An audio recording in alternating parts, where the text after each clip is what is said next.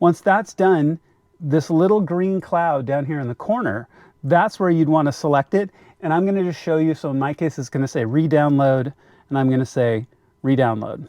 This is where you need to have internet connectivity to get a copy of the map down locally to your phone. All right, so you can see that's done. So it's all good to go. So at that point, we can now switch over to connect to the car itself.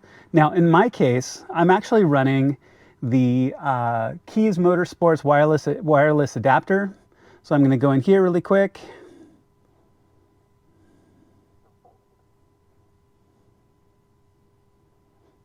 I grab the Keys adapter. It's going to connect, and I'm going to pop back out. Now, we're going to notice one thing that's kind of important when we do this. Now, I'm going to get a pop-up here on my Android saying, there's not an internet access here. Do you really want to connect? So, yes, I absolutely do. So I'm going to say connect only at this time. All right, so if I go back to boot mod and I go back to vehicle, if you notice, it now shows I'm connected and talking to the car. So all good to go there for sure.